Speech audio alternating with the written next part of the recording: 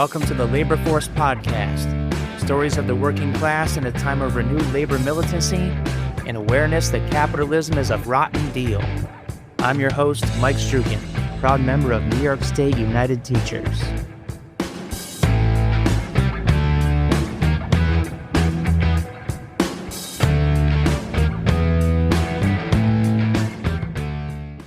Greetings all. We start once again with the Iran conflict and the broad economic impact. The higher gasoline prices we're seeing are because the Iran war has all but closed off a vital waterway for oil exports from the Middle East. The Strait of Hormuz is so important for the world's economy that governments are looking at how to reopen what has now become an energy choke point. That's unlikely to happen as long as war rages. But in Europe, French President Emmanuel Macron is leading an international effort to make the waterways safer again for shipping when the fighting dies down. Macron envisages France and other countries using warships to escort tankers and container vessels. The navies of France, the United States, and other nations have recent first-hand experience of doing just that in another part of the region, the Red Sea, when Houthi rebels in Yemen were targeting ships. We spoke to former naval officers who have previously navigated in the Hormuz Strait. They said that warships and commercial vessels would be sitting ducks if they tried using the strait's narrow shipping lanes now. But after a cessation of hostilities, military escorts for tankers and container ships could make a difference. Crucially, their protection could reassure shipping companies and insurers. Insurance premiums for transiting the Hormuz Strait have soared. Experts say that until the extra insurance costs come down, it makes no economic sense for ships to attempt a Hormuz crossing. And as long as the strait remains blocked, higher gas prices could continue. So when you hear about oil prices spiking because of it, the conversation in the media usually sounds very technical. Markets react, supply chains tighten, futures traders adjust their expectations. But for working people, it's much simpler than that. War breaks out somewhere across the world, and suddenly your gas bill goes up. According to reporting from the Associated Press, oil prices surged past $110 a barrel as conflict involving Iran escalated, pushing gas and diesel costs higher and raising concerns that inflation could start climbing again. About 1/5 of the world's oil passes through the narrow Strait of Hormuz, and any disruption there rattles global energy markets. Of course, Trump has shifted his messaging on all this. After previously emphasizing low gas prices as a political achievement, he's begun portraying higher oil prices as beneficial for the U.S. In a Truth Social post, he argued, quote, "The United States is the largest oil producer in the world by far, so when oil prices go up, we make a lot of money." Just a month earlier, however, he had pointed to cheap fuel as evidence of economic success, boasting that gas prices were around $2.30 a gallon. Since the escalation of the war, prices have jumped more than 50% to roughly $3.60 per gallon. So when oil prices spike because of war, the burden is not shared equally. Working people pay it immediately, at the pump, at the grocery store, and in higher prices across the entire economy. Trucking gets more expensive. Food distribution gets more expensive. Airlines raise ticket prices. Everything that moves in a diesel truck eventually costs more. But the corporations at the center of the energy shift, they often make more money during these crises. We've seen this movie before. During the last energy price spike, oil companies posted record profits while millions of people were struggling to afford basic necessities. War and instability tighten supply, prices go up, and the industry that controls the fuel supply captures the windfall. So once again, ordinary people are stuck paying the price for geopolitical conflict they had no say in, while corporations positioned inside the energy system were able to turn crisis into profits. And that raises a bigger question. If the global economy is so dependent on oil moving through one narrow stretch of water that a conflict thousands of miles away can instantly squeeze workers' paychecks here at home, then who exactly built an economy that fragile? Because the people paying for it certainly aren't the ones who designed it. And until that system changes, every war, every blockade, every geopolitical crisis will keep translating into the same thing for working people: higher prices and tighter budgets. And another reminder that the costs of this economy are socialized, while the profits are very, very fucking private. And during the ongoing shutdown of the Department of Homeland Security, unscheduled absences among TSA officers have more than doubled, contributing to major airport delays and longer security lines. Internal TSA data shows the national call-out rate has risen to about 6% during the shutdown, compared with roughly 2% before funding lapsed, with some days reaching as high as 9%. At certain airports, the problem has been far worse. More than half of officers called out at Houston's William P. Hobby Airport during one stretch, while John F. Kennedy International Airport averaged a 21% absence rate. And other major hubs such as Atlanta, New Orleans, and Pittsburgh also saw significant staffing shortages. These disruptions come as roughly 50,000 TSA employees are required to work without pay during the shutdown. So was this any surprise? The outrage is pretty simple. The government is forcing 50,000 workers to keep showing up while not paying them a dime. They're expected to stand at checkpoints for hours, deal with angry passengers, and maintain national security like nothing is wrong, while politicians treat their paychecks like a bargaining chip. So when officials point to rising absences, they act shocked. But what do they expect? People still have rent, groceries, child care, and bills to pay. Being told to just keep working indefinitely without pay isn't public service, it's exploitation. And the real danger isn't the officers who call out. It's the system that thinks it's acceptable to run the nation's airports on unpaid labor. You can't demand professionalism, focus, and morale from workers who are being treated like they don't deserve a paycheck. If the government actually cared about security or the public, it wouldn't gamble with the livelihoods of the people responsible for keeping travelers safe. Pay your workers, or stop pretending the system is about safety. The shutdown has led to workforce losses, with 305 TSA employees leaving the agency between February 14th and March 9th, and officials warning that it takes 4 to 6 months of training before new hires can work independently. Former TSA Administrator John Pistole said the situation is a huge morale hit for TSA, and warned that adversaries could exploit a perceived vulnerability because there's not as many people at TSA showing up for work. With staffing shortages forcing some airports to consolidate checkpoints and reduce screening lanes, wait times have stretched to hours in some locations. One traveler said, quote, "We were waiting in TSA just to get to security for 4 hours," while another described the situation as insane. Officials also cautioned that repeated shutdowns could permanently damage recruitment and retention, especially as TSA officers face their first full missed paycheck during the funding lapse. Moving on to yet another indictment of our for-profit healthcare system. A recent report suggests that rising employer health insurance costs may be contributing to smaller wage increases for workers. According to the report, there does appear to be a connection between rising health insurance costs and wage growth among many firms, meaning that when companies spend more on employee benefits, it can reduce the money available for pay raises. Employers often face a choice: absorb the higher insurance costs themselves, pass some of the costs on to workers through higher premiums or deductibles, or limit wage growth to offset the expense. Because health coverage is such a large part of compensation, increases in insurance premiums can effectively act as a trade-off with wages. As the report explains, companies may either take on the cost themselves, risking lower profits, or shift the burden to employees through slower wage growth or higher out-of-pocket costs. As a result, workers may feel like their raises are smaller, even if total compensation hasn't changed as dramatically, because more of the employer's spending is going toward health care benefits rather than direct pay. Well, the real lesson here isn't just that healthcare costs are rising, it's that tying healthcare to employment creates a built-in drag on workers' wages.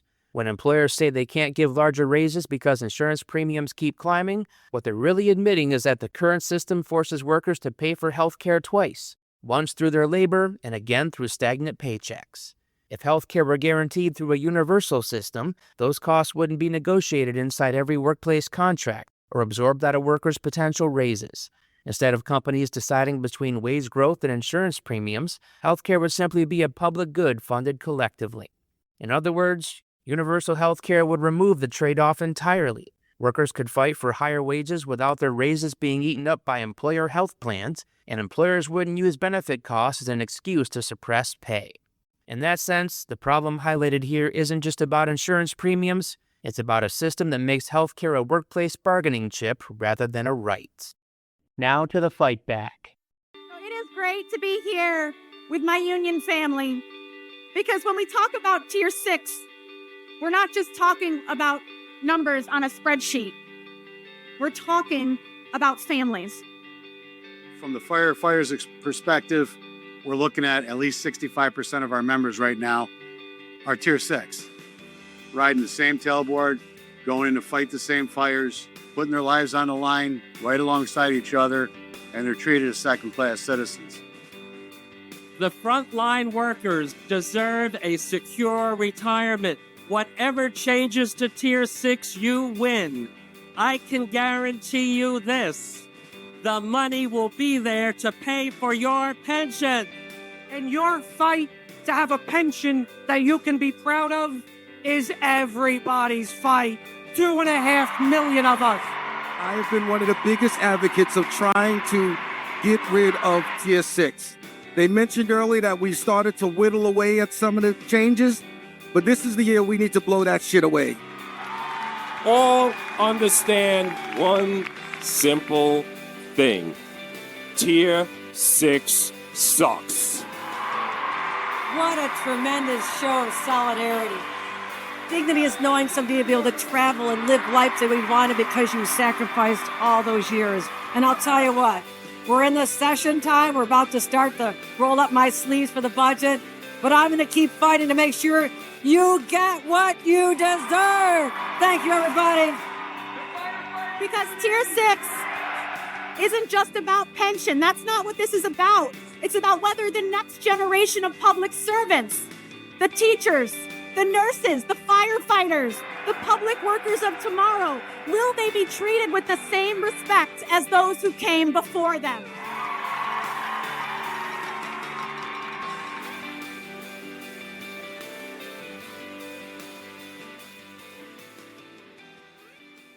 That was last Sunday in Albany. A perfect example of something the media almost never frames correctly: workers organizing around long-term economic justice. On March 8th, roughly 15,000 union members packed the arena in Albany for a statewide rally demanding that New York fix Tier 6, the pension system that covers newer public employees like teachers, nurses, firefighters, and other public workers. The crowd included members from the New York State United Teachers, the AFL-CIO, the Civil Service Employees Association, the Public Employees Federation, the New York State Nurses Association, and firefighter unions. It wasn't just one union, it was a cross-sector demonstration of labor power. And here's the core issue. Tier 6 covers about 780,000 public workers in New York, and compared with earlier pension tiers, it requires them to work longer, contribute more of their paychecks, and ultimately receive smaller retirement benefits. As for me, I'm in Tier 4, so I can retire at 55 with 30 years of service. Tier 6 members have to work until 63 and receive those reduced benefits. Think about that for a second. Two people can work the same job in the same school, hospital, or firehouse, but one retires with significantly better benefits simply because they were hired earlier. That's not just unfair, it's strategic. Dividing workers into tiers weakens solidarity. It tells younger workers, you'll pay more, work longer, and get less. And it tells older workers, your benefits are safe, as long as you don't fight for the people coming in behind you. But the rally in Albany showed something important. Workers aren't buying that divide and conquer strategy. Union leaders at the rally reminded the crowd that the state made a promise to public workers. As New York AFL-CIO President Mario Salento put it, decades ago the state promised that if you dedicated your life to public service, you'd retire with dignity, self-respect, and financial independence. And then, as he said, 14 years ago, this state broke that promise. The impact is already visible. Union leaders warn that Tier 6 is making it harder to recruit teachers, nurses, and other public workers because the retirement system simply isn't competitive anymore. And that's the bigger story here. When politicians cut pensions or weaken benefits, they claim they're being fiscally responsible. But what they're really doing is shifting the cost of running society onto workers, the people educating kids, responding to emergencies, and keeping hospitals staffed. What happened in Albany shows the other side of that story. When 15,000 workers show up together, when teachers stand with firefighters, nurses, and state employees, it's a reminder that pensions were never gifts from politicians. They were won through collective struggle. And if Tier 6 gets fixed, it won't be because lawmakers suddenly had a change of heart. It'll be because organized labor forced the issue. Because that's how every retirement system worth having was built in the first place.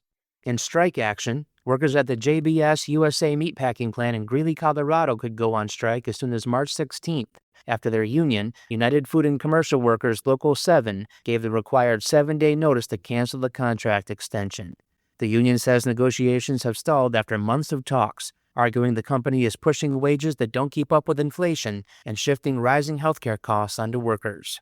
Union President Kim Cordova said, quote, For months now, JBS has been insisting on poverty-level wages for workers at the plant, offering less than 2% in average annual wage increases, while at the same time putting all the risks of rising healthcare costs on workers, adding that the company has been stealing from workers' paychecks to fund the company's profits.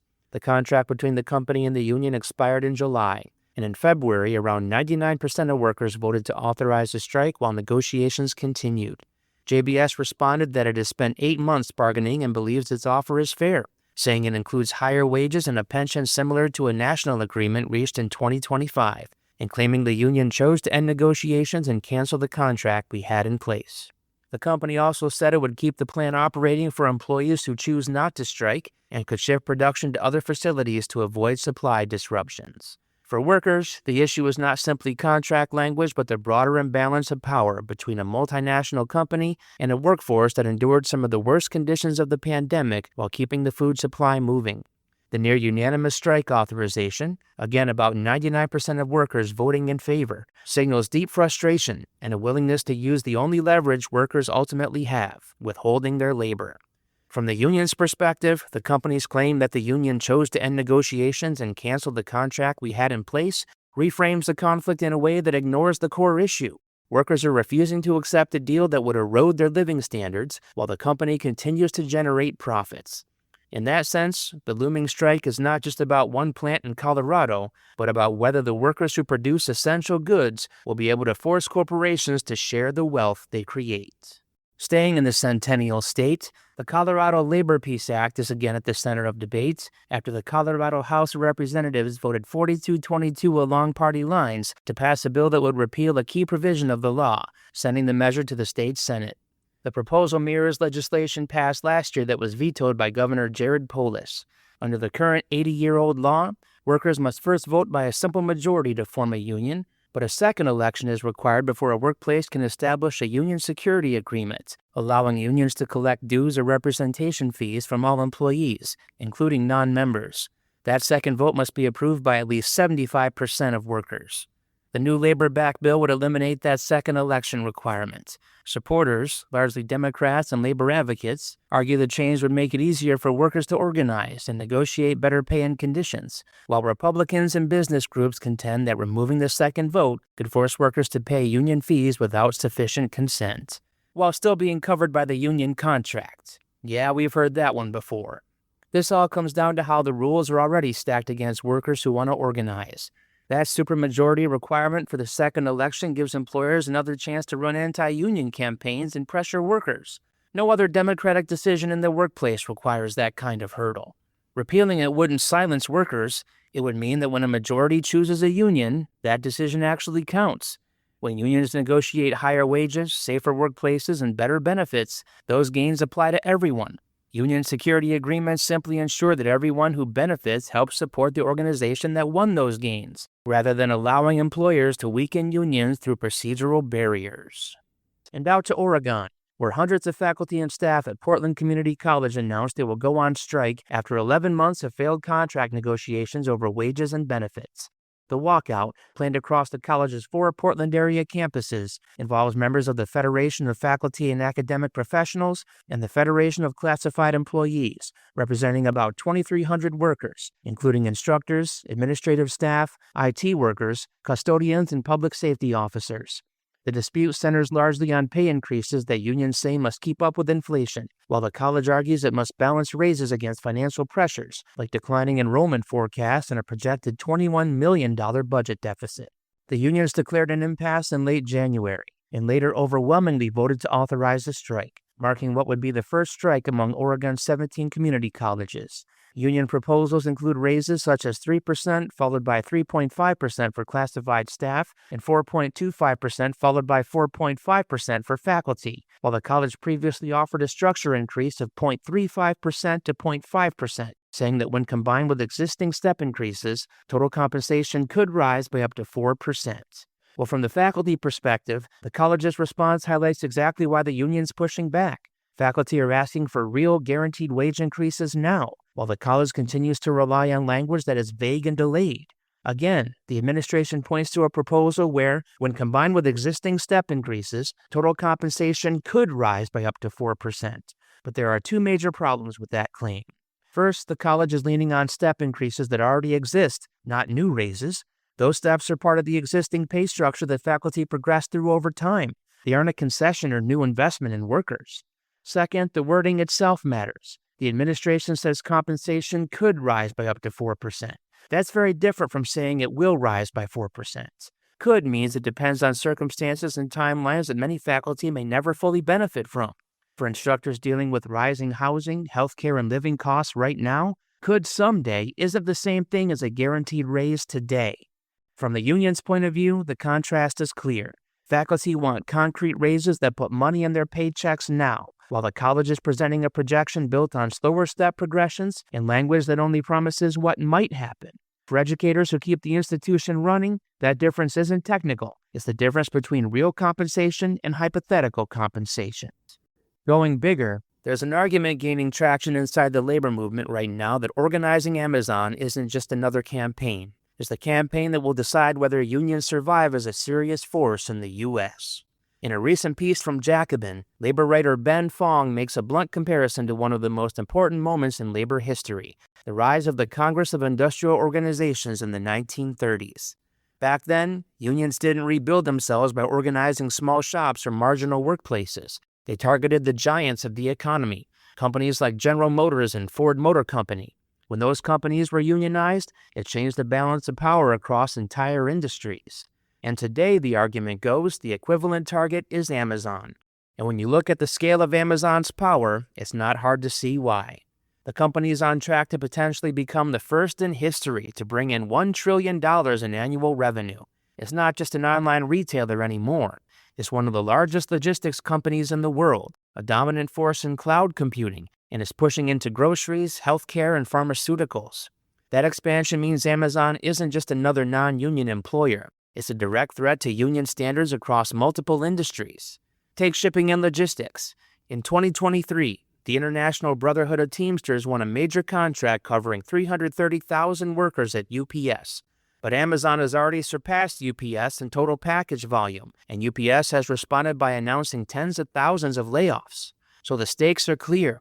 If Amazon becomes the dominant logistics company without unions, it will drag labor standards down across the entire sector. But here's the deeper point. Amazon's growth means that no union is really safe from its influence. Retail unions face Amazon in grocery and e-commerce. Service unions face it in healthcare. Logistics unions face it in shipping and delivery. The company's reach spreads across the economy like a web. That's why some labor strategists say organizing Amazon is not just important, it's existential. If Amazon remains non-union while it continues expanding, it could become what one writer called the weight on labor's chest as it struggles for its last breath. Now here's the challenge. Organizing Amazon is unlike organizing the factories of the 20th century. Traditional union strategy was built around a simple model. Organize one workplace, win a majority vote, negotiate a contract. But Amazon's entire business model is designed to defeat that approach. The company runs a vast network of hundreds of warehouses and delivery hubs. If workers organize one facility, Amazon can shift operations somewhere else, or even shut down the site entirely. So the strategy has to change. Instead of focusing on single workplaces, organizers increasingly talk about targeting the network itself, the flow of packages that moves through Amazon's logistics system. Because the one thing Amazon truly cannot afford to lose control of is the speed and reliability of its deliveries. Slow the flow of packages, and suddenly the company's entire model starts to break down.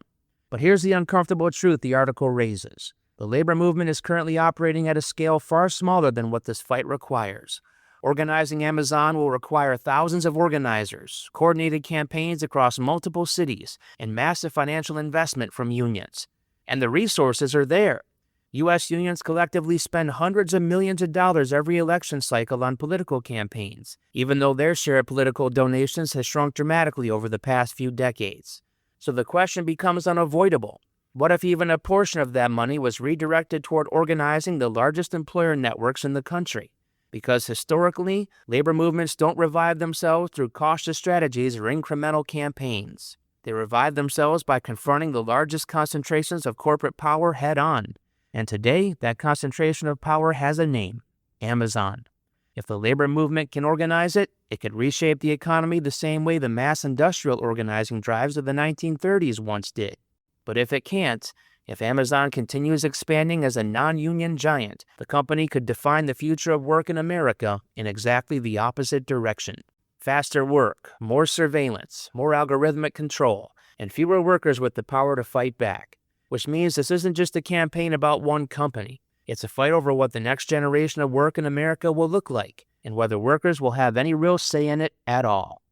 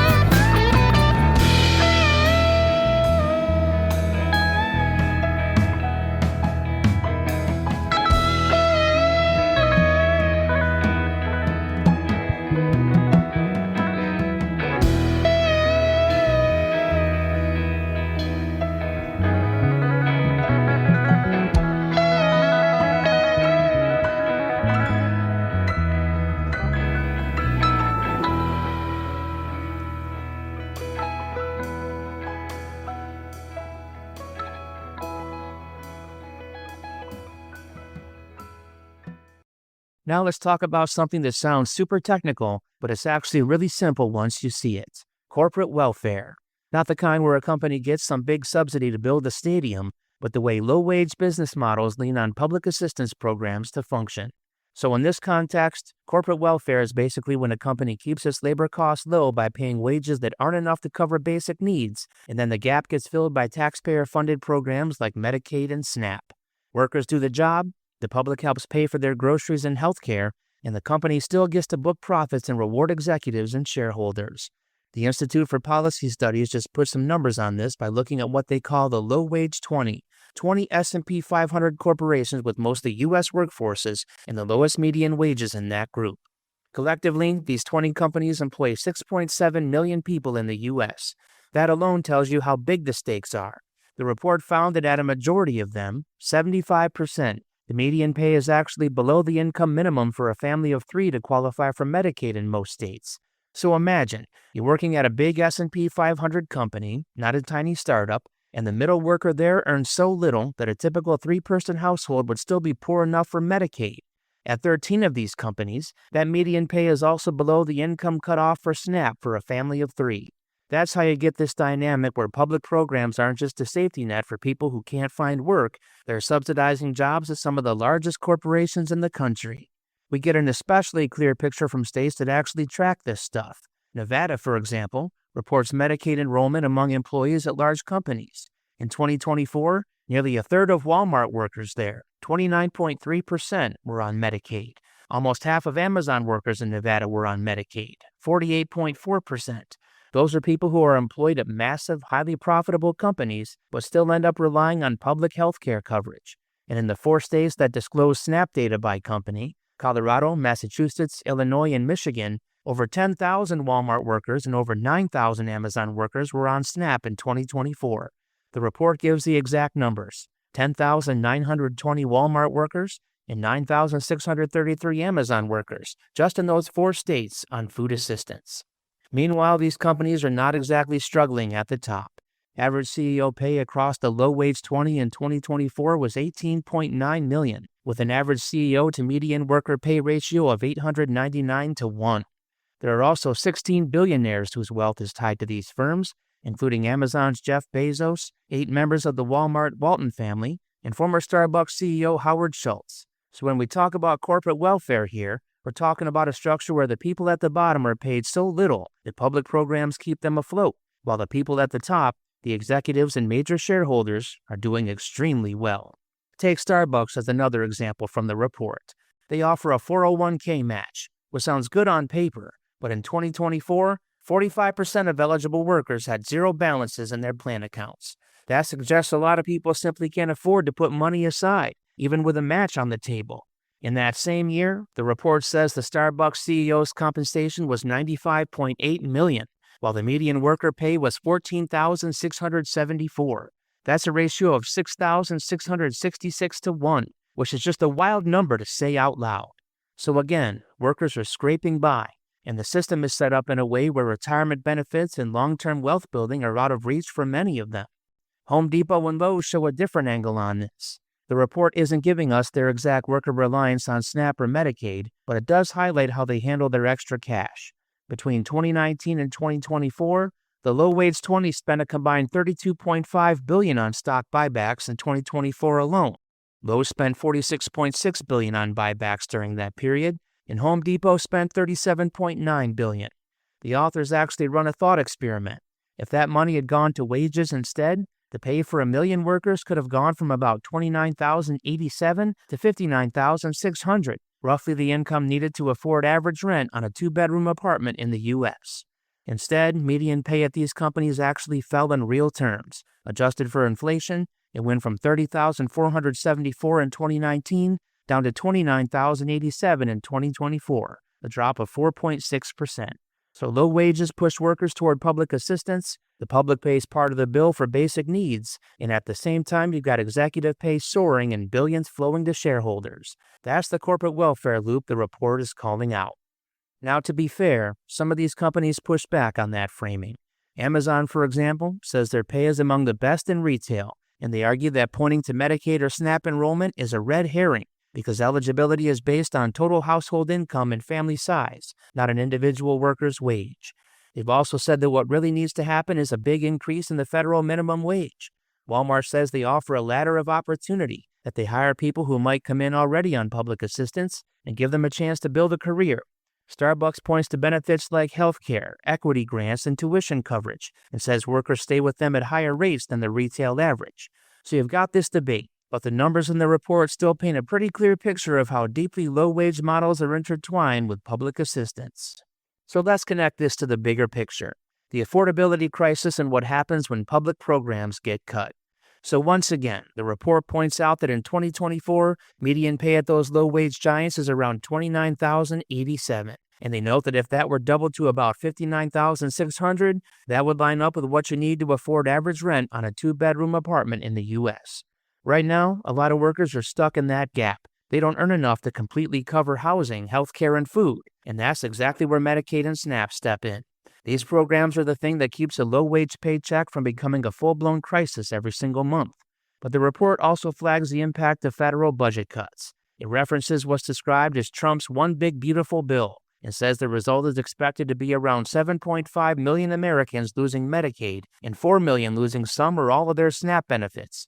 So picture the cycle we just talked about. Big companies pay low wages, many workers qualify for and depend on public assistance, and then start pulling those supports away. The same workers who are already earning less than Medicaid or SNAP thresholds for a family of 3 in many cases are the ones who feel those cuts first. Sarah Anderson, the author of the report and director of the Global Economy Project at the Institute for Policy Studies, puts it pretty bluntly. She says that when corporations can get away with shifting their employees' basic living costs onto taxpayers, that's a form of corporate welfare. And then she adds that with the federal government slashing anti-poverty spending, it's even more important for major corporations in the world's richest country to pay a living wage. There's a politics baked into that. You've got policy decisions that reduce public support at the same time corporations are choosing how to allocate their profits between wages, stock buybacks, and executive compensation. The stock buyback numbers really drive that home. Across the low-wage 20, the report says corporations spent $32.5 billion on buybacks in 2024. Remember, buybacks are when a company uses cash to buy its own stock, which tends to boost share prices, and by extension, the wealth of shareholders and often executives whose pay is tied to the stock performance. The report's counterfactual. Using that money to lift 1 million workers from about 29,000 to almost 60,000 is meant to show the opportunity cost. In other words, it's not that there's no money in this system. It's that the money is being directed upward instead of toward wages. And when you put that next to CEO pay, an average of $18.9 million at these firms, in ratios like 899 to 1 compared with median workers, it becomes pretty hard to argue that there's no room to move on compensation. The existence of multiple billionaires tied to these companies underscores how concentrated the gains are at the top. At the same time, workers' inflation-adjusted pay at these firms has actually gone down since 2019. So the affordability crisis for housing, food, healthcare, all of that is happening in a world where corporate profits and executive wealth can still be very fucking strong. The politics here is about who picks up the tab. Under the current model, you have taxpayers funding Medicaid and SNAP for workers at companies like Walmart and Amazon. Then when budget cuts threaten to shrink those programs, the risk doesn't shift to corporations automatically. It falls on workers and their families. They're the ones who have to figure out how to pay rent, how to get medical care, how to buy groceries, on wages that in many of these firms are below the thresholds meant to define who is poor enough to get help. So you got a three-way relationship: corporate pay practices, public policy decisions, and the everyday reality of workers who are just trying to get by. And that's why this isn't just a story about abstract numbers. It's about priorities. Are we okay with a system where, while median pay is dropping after inflation, companies are still spending tens of billions on buybacks? Are we okay with slashing anti-poverty programs at the same time workers at some of the largest employers in the country are depending on them? The report doesn't answer that for us, but it lays out the trade-offs in a way that's hard to ignore. So where does that leave workers and everyone listening who's thinking, okay, this is messed up, now what? The report we've been talking about is mostly focused on documenting the problem. Low wages, reliance on Medicaid and SNAP, soaring CEO pay, and massive stock buybacks. It doesn't go deep into organizing or campaigns, but it does point toward the idea that if corporations won't voluntarily pay living wages, then policy and collective action become the main levers. You can hear that between the lines of this quote. If public programs are being cut, then the pressure really shifts back onto employers to pay enough so people can cover the basics without depending on Medicaid or SNAP just to survive. That's where things like living wage laws and raising the federal minimum wage come in.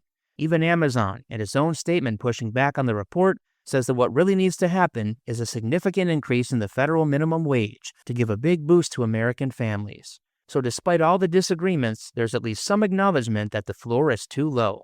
Living wage ordinances and higher minimum wages are one set of tools. Another is to change the incentives that currently reward funneling cash into stock buybacks instead of paychecks. The report's example, that buyback money could have doubled pay for 1 million workers up to around 59,600, kind of begs the question. Should there be limits or extra taxes on buybacks when a company's median pay is so low that a typical worker's family qualifies for Medicaid or SNAP? Policies sometimes described as bad business fees or penalties for employers whose workers end up heavily reliant on public assistance are one way people have talked about tackling that. The basic idea is, if the public is quietly subsidizing your low-wage model, maybe you should pay for that instead of taxpayers. Then there's the labor side, worker power. The report doesn't catalog specific union drives or campaigns, but you don't really need a list of names to see why people talk about workers over billionaires or similar slogans. The math we've been walking through, 899 to 1 pay ratios, a CEO making almost $96 million while the median worker makes under $15,000, sets up a really stark contrast between the people who do the daily work and the people who capture most of the gains. Organizing, whether it's formal unions or other forms of collective action, is one way workers try to rebalance that. From a policy perspective, stronger labor rights go hand in hand with wage-focused reforms. If workers at big low-wage firms can more easily organize, bargain, and push back against retaliation, that changes the calculation for companies. If on top of that, you have higher minimum standards, a stronger federal minimum wage, local living wage rules, maybe even mechanisms that tie executive compensation or buybacks to how well workers are doing, then you're not just hoping corporations will voluntarily shift away from the low-wage public subsidy model. You're building a different model into the rules of the game. So what can you actually do as a listener? A few things. You can support workers when they organize. That might mean paying attention to what people at your local big box store or coffee shop are asking for, and not just what the corporate ad campaign says. You can push your elected officials on concrete policies, higher minimum wages, stronger funding for Medicaid and SNAP instead of cuts, and guardrails on stock buybacks when companies are paying very low median wages. You can also just keep this lens in mind. When you hear a company boast about benefits or a ladder of opportunity, remember to ask what the median pay is, how many workers are still qualifying for public assistance, and where the profits are going. Corporate welfare in this sense isn't some obscure accounting trick. It's the everyday reality created when low wages meet high cost of living and shrinking public support. The report from the Institute for Policy Studies gives us a snapshot of how that looks at some of the biggest employers in the country. Where it goes from here depends on what workers, voters, and policymakers decide to tolerate and what they decide to change. Maybe we just have to take it in our hands to make any difference. Have you ever had that moment on break, sitting in the lunchroom, someone flips on cable news, and within 5 minutes everybody just kind of groans and goes back to their phones? Let's say you're standing in a warehouse break room, TV blaring about some big election horse race, and this guy next to you just shakes his head and says, "Doesn't matter who wins. None of them work where we work," and then he clocks back in early. That to me is American politics in a nutshell right now. People aren't just mad, they're checked out. They feel like whatever's happening on that screen has nothing to do with their shift, their rent, their kids' daycare, or their busted back. On this show, we talk a lot about the labor force, about work, about power on the job. Today, I want to connect that to electoral politics, using some new research that really puts numbers to what a lot of us already feel in our gut. There was a recent piece in The Guardian written with folks from the Center for Working Class Politics that digs into who actually runs for office in this country. And spoiler, it's not people like the guy in that break room. It's overwhelmingly lawyers, business owners, and professionals, people with money, connections, or both. Meanwhile, roughly half of Americans work in manual, service, or clerical jobs, what most of us would just call working class jobs. The Center for Working Class Politics looked at candidate lists and found that only a tiny slice of the people on the ballot come out of those kinds of jobs. We're talking a fraction, even though we're half the country. And when they zoom in on union members, it gets even starker. Only about 5% of candidates in their data had any kind of union background. 5%. In one of the most heavily unionized moments we've had in years, with all these big strikes and organizing drives in the news, the people running for office with actual union experience are basically a rounding error. So yeah, we got polarization, we get the big money donor clash, we get all the culture war noise. But underneath all that, there's this basic disconnect. The people making the laws mostly don't know what it's like to fight a bad boss, or get written up for taking your sick kid to the doctor, or go through a contract campaign where the company is threatening everybody. They might have opinions about those things, they might even be sympathetic, but they didn't live it. That's where this idea of a union candidate comes in. When the Guardian piece talks about union background candidates, they mean people who've actually been part of a union. Could be a steward, a bargaining team member, or just someone who worked under a union contract for a decent chunk of their life. They've paid dues, they've been in union meetings that went off the rails, they've seen how hard it is to win even a small improvement on the job. And because of that, they talk differently. They don't just say the economy, they say your paycheck, your schedule, your boss. They don't just say workforce development, they say why is your manager cutting hours when profits are up? The Center for Working Class Politics found that candidates with a union background use way more workplace language and themes than other candidates. And we're not talking a tiny bump. They found union candidates ran on pro-worker themes about 159% more often than non-union candidates. That's a huge gap. It means when voters hear from a union candidate, they're hearing somebody who centers work, wages, healthcare, safety, the stuff you talk about on the job site or in the break room. Now that doesn't magically fix the whole system. We still have big money pouring into elections. We still have both major parties captured by corporate donors in all kinds of ways. But it does point to something concrete that we can change. Who's on the ballot? Instead of waiting for some billionaire savior or some perfectly pure party, we can actively build a pipeline of people who come out of the labor movement, out of working class jobs, and get them into school boards, city councils, and state houses. So what does the research actually show about these union candidates? How they talk, how they vote, how they negotiate? What would it take for unions and rank-and-file workers to get a lot more of them running? Because if half the country is working class, but only a sliver of the ballot is, that's not just an accident. That's a choice the system is making, and we can make some different choices. Let's get into the numbers, because this is where the Guardian piece and the Center for Working Class Politics Research really cut through the noise. One of the big findings they highlight is that candidates with a union background don't just say, "I support workers," and move on.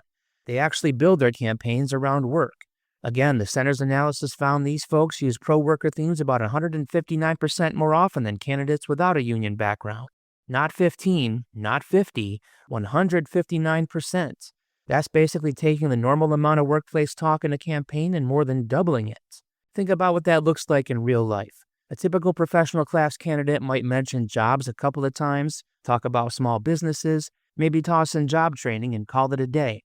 A union background candidate's more likely to talk about wage theft, scheduling abuse, health and safety, the right to organize, retirement security. They know the difference between a 10-minute unpaid meeting before your shift and actual paid time. They know what it feels like when the company brings in a union-busting consultant, so they bring those details into their stump speech. The research also shows that once they're in office, union candidates back pro-worker legislation at higher rates. The Guardian op-ed points to evidence that union background politicians are more likely to support progressive labor policy. They're just more consistent on things like raising the minimum wage, protecting the right to organize, defending public sector workers, tightening safety rules. That's not surprising if you've ever been in a bargaining session. When you've sat across the table from management, you get a crash course on how power actually works. You learn that if it's not written down and enforceable, it doesn't count. You learn how companies exploit loopholes. You learn how far they'll go to protect their profits. And that brings me to another point the article raises. Union background candidates tend to be better negotiators once they're in office. Now, nobody's saying every shop steward is going to become the world's greatest legislator, but if you've been on a contract bargaining team, you've already done a version of what lawmakers do. You gather demands, you prioritize, you trade, you hold the line on what's non-negotiable. You read dense language. You argue over commas that change the meaning of a clause. That skill transfers directly to city council budget fights, to state-level negotiations over healthcare policy. All of it. The frustrating part is that even with all these strengths, union members barely show up on the candidate lists. Remember that 5% number? Only about 1 in 20 candidates in their data had a union background. Why is that? The Guardian piece and the center's work point to some structural barriers that are pretty obvious once you say them out loud. Running for office takes money. It takes time. It often means stepping away from your job, or at least cutting your hours before you know if you're going to win. If you're living paycheck to paycheck, how realistic is that? If your boss can retaliate or just restructure your position, how many people are going to stick their neck out? Meanwhile, for a lot of professionals, lawyers, consultants, real estate folks, running for office fits right into their world. They got flexible schedules, professional networks they can tap for donations, maybe a spouse who can cover the bills. They can take that risk. So the result is that the candidate pool is tilted toward people who already have money and connections. The Guardian piece basically says this reproduces elite domination of elected office, generation after generation. Not because working class people aren't qualified, but because the entry costs are rigged against them. And that's a big part of why politics feels so broken. When nobody on the ballot has had their vacation denied because of staffing needs, nobody's going to think to write laws about predictable scheduling. When nobody's ever tried to live on tipped wages, nobody's out there pushing hard to abolish the tip minimum. It's not some big conspiracy. It's just that if you only pick from the same class of people, you get the same blind spots over and over. So the research tells us two things at once. One, when union members do run, they bring a very different agenda and skill set to the table. Two, the system makes it really hard for them to run in the first place. But that's not a reason to give up. It's a reason to ask, what would it look like if unions consciously decided to break that pattern? The good news in the Guardian piece is that when unions actually invest in running their own people, it works. They point to labor candidate programs in places like New Jersey and Alaska, programs that recruit union members, train them, help them fundraise, knock doors, the whole thing. And these aren't just feel-good workshops. The article says they've seen high win rates, especially in local and state races. In other words, when labor treats elections the way we treat organizing drives, seriously, methodically, with a plan, we can actually put working class people into office. Let me paint a quick picture. Imagine a grocery store worker. We'll call her Maria. She's been a union steward for a few years. She's the one everyone texts when a manager pulls something shady. She's helped file grievances. She's sat in tense meetings. She's translated policy into plain language for her coworkers. One day, the local hears that a city council seat is opening up. Instead of just looking for a lawyer or some consultant, they say, "Maria, you should run, and we're going to back you." They plug her into a candidate program modeled on those New Jersey and Alaska efforts. She learns how to file, how campaign finance works, how to do a press interview without getting steamrolled. But she doesn't have to pretend to be someone she's not. Her whole pitch is, I stock your shelves, I fought your boss. I know what rent and groceries cost in this town. That's what worker-led politics can look like. Now scale that up. The Guardian op-ed suggests some very practical steps unions and movements could take if they're serious about building this pipeline. One idea is for unions to negotiate contract protections for members who run for office. Things like unpaid leave, protections from retaliation, maybe even a right to return to your job after the campaign. That alone would take a huge amount of fear out of the equation. Instead of, if I lose, I'm screwed, it becomes, if I lose, I go back to work. Another idea is financial. Unions already spend serious money on politics, but most of it goes to outside candidates and consultants. The Center for Working Class Politics folks argue for dedicating a slice of that money specifically to member runs, to people like Maria. That could be small at first, seed money to get a campaign off the ground, access to staff who know compliance and communications, help with childcare during canvasses. The point is to stop thinking of politics as picking a side between two elite candidates and start thinking of it as putting our people on the ballot. There's also the bench strength question. Those New Jersey and Alaska programs didn't just look for candidates the year of the election. They built ongoing training, mentorship, and leadership development. Unions can do the same at the local level. Identify stewards, bargaining team members, strike captains, activists who've shown they can lead under pressure, and say, hey, you ever thought about school board, about the water districts, about the state house? Not in a pushy way, but planting the seed. If you're listening to this as a rank-and-file worker, a steward, or someone who just shows up to union meetings when you can, this isn't some abstract strategy talk. This is about you and the people you work with. Maybe you're the person who's always speaking up in meetings, who can break down a complicated issue so everyone gets it. Maybe you're the quiet one who knows every detail of the contract and always catches management's mistakes. Those are political skills. Those are governing skills. Does that mean you have to run for office? No, running isn't for everybody. But you can at least start asking the question, who in my workplace would I trust to write the rules for this town, this county, this state? And if the answer is, honestly, I'd trust my steward more than half the people I see on TV, then maybe you can help that steward think about a campaign. Maybe you could help build support inside the local for a candidate committee. Maybe next time your union's deciding where to send its political money, you raise your hand and say, what would it take to run one of us? The Center for Working Class Politics isn't saying union candidates are magic. They're saying when working class people, especially union members, actually get into office, they talk more about work, they back stronger labor policies, and they negotiate from experience instead of theory. And right now, they're only 5% of the candidate pool. We don't need to win every race. We just need to move that number, not someday, but over the next few cycles, so that more and more of the people writing the laws have punched the clock, argued with a supervisor, and walked the picket line. American politics feels broken because, for most working people, it is. But that doesn't mean we're powerless. Getting more union members on the ballot is not a slogan. It's a concrete, realistic way to start shifting who politics is actually for, not just by lobbying from the outside, but by putting people in those seats who come out of the same shift work, the same injuries, the same rent hikes as everybody else. That's the long game, and it's one workers are more than capable of playing. Somewhere in this maelstrom, someone like Maria is waiting for a nudge.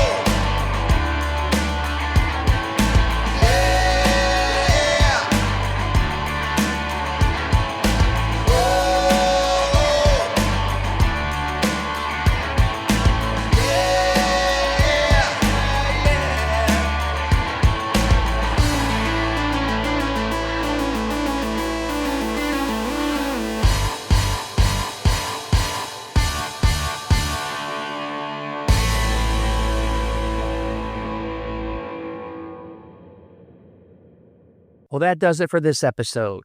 If you like what you hear, give a rate or review on your favorite podcast app to help me grow. I'm proud to be part of the Labor Radio Podcast Network, with over 200 labor shows you can check out at laborradionetwork.org. This has been the Labor Force Podcast. I'm Mike Strukin. Solidarity, always.